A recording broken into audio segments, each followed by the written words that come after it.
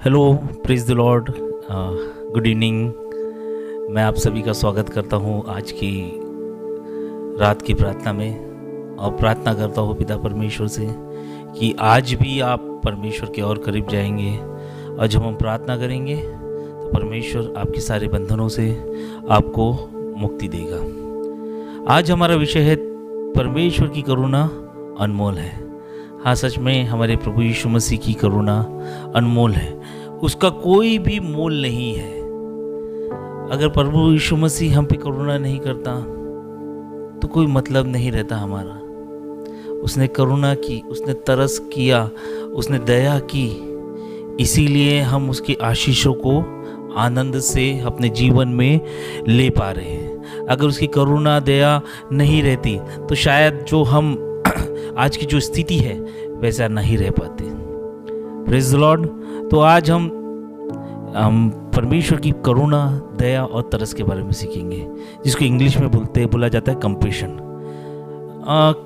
दया, करुणा और तरस ये वो चीज़ नहीं जिसके बारे में हम बातें करते हैं, है ना। अगर मैं किसी को बोलूँ कि मैं तुझ पे दया करता हूँ, मैं तुझ पे तरस करता हूँ, मैं तुझ पे करुणा करता हूँ, तो मेरे बोलने से वो एक्टिविटी कंप्लीट नहीं होगी। आप समझ रहे हैं मैं आपको क्या बोलना चाहता हूँ। दया, जो कंपैशन है, जो दया है, जो करुणा है, वो करने से, उसमें इन्वॉल्व होने से होती है। आप मेरे साथ हैं। अगर किसी व्यक्ति को भूख लगी है, फॉर एग्जाम्पल किसी व्यक्ति को भूख लगी है, तो आपका जो दया है, जो परमेश्वर की जो सिखाई गई करुणा है, वो हमें ये सिखाती है कि जो भूख लगी हुई व्यक्ति का जो दर्द है वो मेरा दर्द बन जाए, और वो जब दर्द मेरा दर्द बन जाता है तब मैं उस पर दया करता हूँ, करुणा करता हूँ, तरस करता हूँ। कंपैशन का मतलब ये है कि उस चीज़ों में इन्वॉल्व हो जाना। और यीशु मसीह की करुणा सदा हम पे बनी रहती है, क्योंकि वो हमारे जीवन में इन्वॉल्व हो जाता है, वो हमारे स्ट्रगल में इन्वॉल्व हो जाता है, वो हमारी बीमारी में इन्वॉल्व हो जाता है, वो हमारे सारे कष्टों में इन्वॉल्व हो जाता है। हालेलुया। और वो इतना इन्वॉल्व हो गया कि हमारे सारे दुख, जो कष्ट जो हमें मिलने थे, जो श्रापों के द्वारा, जो पापों के द्वारा हमें मिलने थे, वो इन्वॉल्व होकर उस क्रूस पर अपनी जान दे दिया। तो जो दया परमेश्वर हम पे करता है, हालेलुया, वो इन्वॉल्व हो जाता है, उसमें हमारे जीवन में इन्वॉल्व हो जाता है। तो परमेश्वर का वचन यही सिखा रहा है कि हमें परमेश्वर की दया, करुणा के साथ रहना है ना। एक वचन हम पढ़ेंगे जो लिखा है पहला यूहन्ना 3 अध्याय 17 और 18 वचन मैं आपके लिए पढ़ना चाहता हूँ। पर जिस किसी के पास संसार की संपत्ति हो और वो अपने भाई को कंगाल देखकर उस पर तरस खाना ना चाहे, तो उसमें परमेश्वर का प्रेम कैसे बना रह सकता है। 18 वचन कहता है, हे बालको, हम वचन और जीभ से ही नहीं पर काम और सत्य के द्वारा भी प्रेम कर सकते हैं।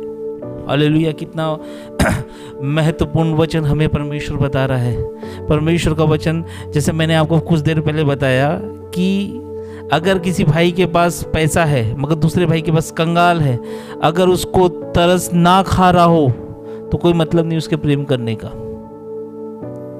और प्रेम को केवल बातों में बोलकर स्पष्ट नहीं किया जा सकता, उसको करके भी स्पष्ट किया जाना चाहिए। जीभ से प्रेम स्पष्ट नहीं हो सकता, लेकिन उसमें इन्वॉल्व होके होना चाहिए। यीशु मसीह एक ऐसा कैरेक्टर थे जो इन्वॉल्व हो जाते थे। यीशु मसीह कहता है, मैं तुझे प्रेम करता हूँ। हालेलुया। मैं तुझे प्रेम करता हूँ, क्योंकि वो इन्वॉल्व हो जाता था। वो हमारे दुखों के साथ, हमारी बीमारी के साथ, हमारी समस्या के साथ इन्वॉल्व हो जाता था। लेकिन जहां पतरस को यीशु मसीह ने पूछा, ए पतरस, क्या तू मुझे प्रेम करता है? पतरस बोलता, हाँ मैं तुझे प्रेम करता हूँ। फिर से पूछा, हे पतरस, तू मुझे प्रेम करता है क्या? बोले, हाँ मैं तुझे प्रेम करता हूँ। वो क्यों पूछ रहा है? क्योंकि वो इन्वॉल्व करना चाहता है पतरस को भी, क्योंकि यीशु मसीह जाने वाला था और पतरस को इन्वॉल्व करना चाहता है। ये तरस के साथ उस प्रेरितों को अपनी सेवा करनी है। जब पतरस ने यीशु को इनकार कर दिया तो वो इन्वॉल्व नहीं हो रहा था, वो यीशु के दुख के साथ वो इन्वॉल्व नहीं हो रहा था, उसमें वो तरस नहीं आया था, उसमें वो पतरस में वो प्रेम नहीं आया था। इसीलिए यीशु को मार खाता देख वो यीशु का इनकार कर दिया। सच्चा प्रेम यीशु हमें सिखाता है कि इसकी सच्चे प्रेम में हम एक दूसरे के दुख दर्द में इन्वॉल्व हो जाते हैं। आप मेरे साथ हैं? मैं फिर से बोलना चाहता हूँ आपको, ये बहुत अच्छी बात सिखा रहा हूँ। सच्चा प्रेम ये है कि हम एक दूसरे के दुख दर्द में इन्वॉल्व हो जाते हैं। सच्चा प्रेम ये नहीं है कि हम दुख दर्द में बस मुंह से बातें करते हैं, है ना, जीभ से बातें करते हैं। बातें करने से वो तरस, वो कंपेशन नहीं आएगा। इन्वॉल्वमेंट से, कार्य से वो तरस आएगा। कुछ वचनों को हम देखेंगे जहां पे यीशु मसीह, हालेलुया, जहां पे कुछ इंसिडेंट्स हुए जहां पे यीशु मसीह इन्वॉल्व हुआ। पहले हम देखेंगे लूका रचित सुसमाचार 15 अध्याय 20 वचन में, तब वो उठकर अपने पिता के पास चला और अभी दूर ही था कि उसके पिता ने उसे देखकर तरस खाया और दौड़कर उसे गले लगाया और बहुत चूमा। ये उस समय की बात है जब उड़ाऊ पुत्र अपने सारे पैसे खत्म कर दिया और सूअरों के बीच खाना खा रहा है, सूअरों का खाना, और याद कर रहा है कि मेरे पिता के घर तो बहुत सारी रोटियां मिलती है। लेकिन जब वो डिसाइड करता है कि नहीं, मुझे अपने पिता के पास वापस जाना है, बाइबल ऐसा बताती है उसने दूर ही था कि उसके पिता ने देख लिया और उसका पिता उसे देखकर तरस से भर गया। वो दर्द में था, वो कंगाली में था, वो तकलीफ में था और पिता का हृदय तरस से भर गया। और जब पिता का हृदय तरस से भर गया तो उसने प्रेम किया, उसे बहुत चूमा, उसे गले लगाया और उसके दर्द को अपना दर्द बनाकर उसके सारे दर्द को खत्म कर दिया। आगे उसे अंगूठी दी, उसके लिए पार्टी रखी, उसके कंगाली के दर्द को खत्म कर दिया क्योंकि उसके पिता के पास बहुत था। उसने खुद बोला था कि मेरे पिता के यहाँ नौकरों को अच्छा खाना मिलता है।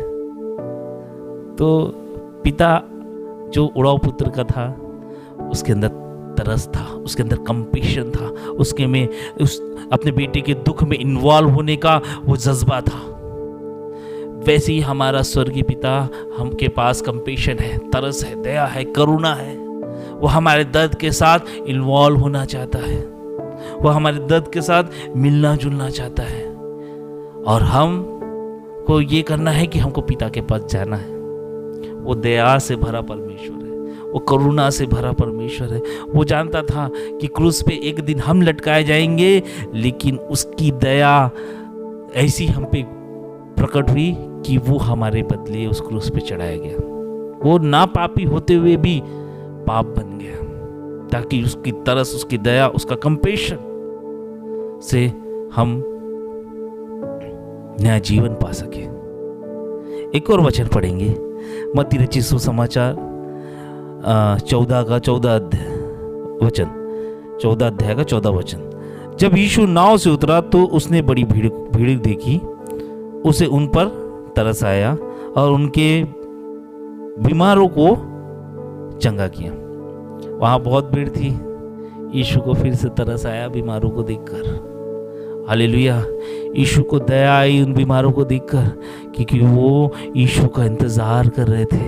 वो कम लोग नहीं थे, वो तकरीबन 5000 लोग थे जो यीशु का इंतज़ार कर रहे थे। यीशु का मन तरस से भर गया, उन्होंने सबने बीमारों को चंगा किया और कुछ देर बाद 5000 लोगों को उसकी दया, करुणा, उसकी तरस के द्वारा 5000 लोग खाना भी खाए। अगर आपके जीवन में लोगों के लिए दया, करुणा, तरस है, मैं ये घोषणा करना चाहता हूं कि आप लोगों को खाना खिलाओगे। ऐसा फोटो खिंचाने के लिए खाना खिलाने वाले मत बनो। भाई मैं खाना खिला रहा हूँ, ये देखो फोटो डाल दो। वैसे खाना खिलाने से कोई मतलब नहीं। अगर उस भूखों का दिल, दया, उस भूखों की दर्द आपके दर्द बन गया है, तब आप खाना खिलाओ, उसमें प्रेम भी प्रकट होगा और वो यीशु मसीह की करुणा की तरह प्रकट होगा। जब आप किसी बीमार को देखते हो, उस बीमारी को अपनी बीमारी बना लो और उसके लिए प्रार्थना करो, यीशु के नाम से बोलो, वो जरूर चंगा होगा। ऐसा फोटो खिंचाने के लिए नहीं, मैं तुझे बीमारी चंगा करो हट, ऐसा नहीं। उसकी बीमारी में इन्वॉल्व हो जाओ, उसके दर्द में इन्वॉल्व हो जाओ, उसके दुख में, उसके रोने में इन्वॉल्व हो जाओ, और जब इन्वॉल्व होके आप प्रार्थना करोगे यकीनन चंगाई होगी। फिर आगे एक और वचन पढ़ेंगे जिसमें लिखा है मत्ती रचित सुसमाचार 15 अध्याय 32 वचन हम पढ़ेंगे। वहां पे तरस की बातें लिखी गई है, हम पढ़ेंगे। यीशु ने अपने चेलों से कहा था, मुझे इस भीड़ पर तरस आता है क्योंकि वे 3 दिन से मेरे साथ हैं और उनके पास कुछ खाने को नहीं, और मैं उन्हें भूखा विदा करना नहीं चाहता। कहीं ऐसा न हो कि मार्ग में धक्का खाकर थककर रह जाए। ये 4000 भीड़ यीशु के पास थी और यीशु का दिल फिर से तरस से भर गया और उसने प्रकट किया कि मेरा दिल इनके लिए तरस से भर गया है और यीशु चाहता है कि ये भूखे ना रहे, ये खाना खाए। और यीशु के तरस के द्वारा, उस करुणा के द्वारा वो 4000 लोगों को खाना खिला सका। एक और वचन पढ़ेंगे, वो लिखा है मत्ती रचित सुसमाचार 20वां अध्याय 34 वचन। उसमें लिखा है, तब यीशु को उन पर तरस आया और उसने उनकी आंखें छुई और तुरंत उनकी आंखें खुल गई और वे उसके पीछे हो लिए। ये स्टोरी बताती है कि यीशु को अंधों के ऊपर दया आई, यीशु को अंधों के ऊपर तरस आया। वो अंधों को की आंखों को छुआ उस तरस से द्वारा और वो अंधे दिखने लग गए। हालेलुया।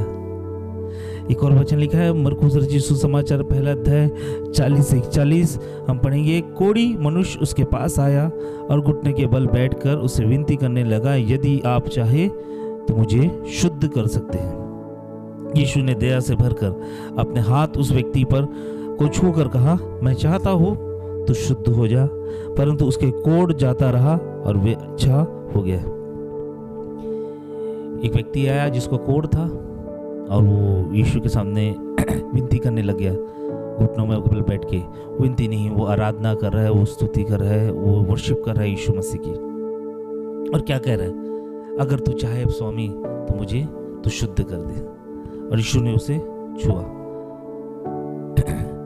आपको पता है पहले जो कोढ़ी रहता था वो अशुद्ध व्यक्ति रहता था, उसे छूना मना है, उसे कोई नहीं छूता था, उसके घर वाले नहीं छूते थे, उसके परिवार वाले नहीं छूते थे, उसकी बीवी नहीं छूती होगी, उसके बच्चे नहीं छूते होंगे।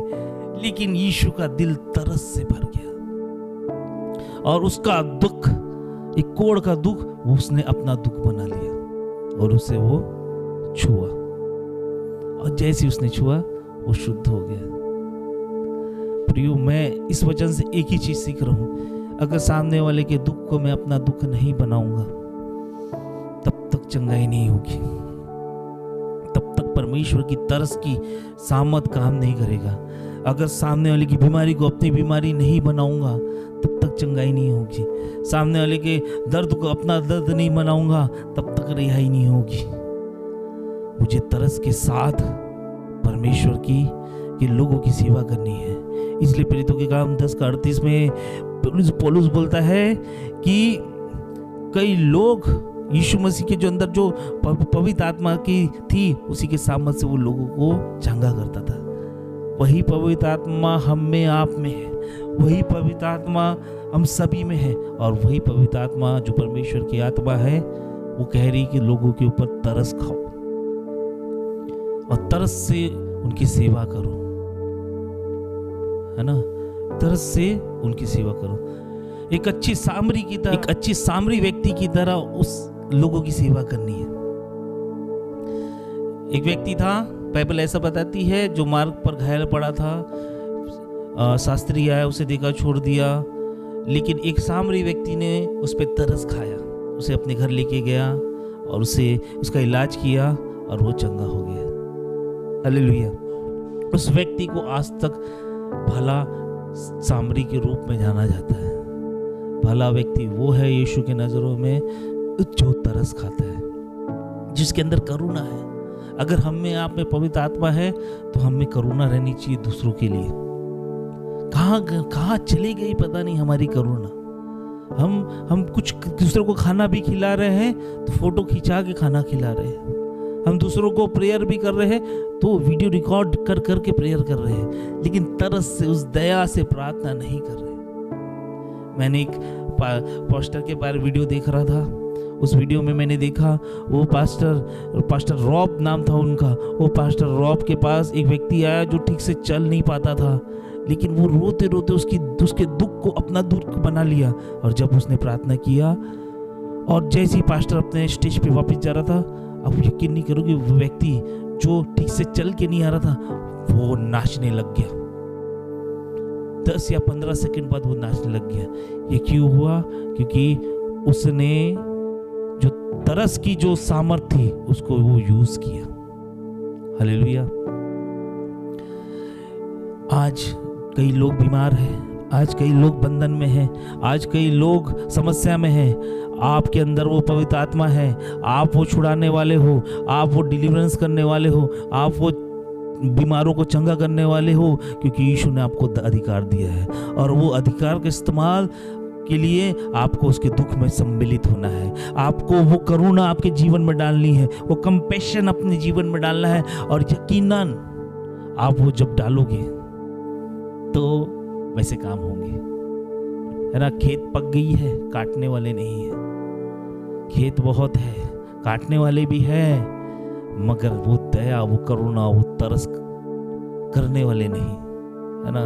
कितना पावरफुल पहला यूहन्ना 3 अध्याय 17-18 में लिखा है कि वो तरस नहीं है आपको अपने भाई के लिए तो कोई मतलब नहीं, बातें भी बोल दो कोई मतलब नहीं, है ना, जीभ से भी कोई मतलब नहीं, मतलब तब रहेगा कामों से और सत्यता से।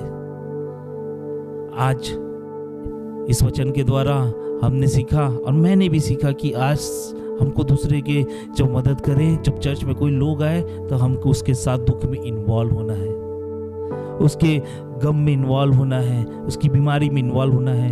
यीशु मसीह तुरंत उस समय अपनी शक्ति के द्वारा उसको चंगाई देगा।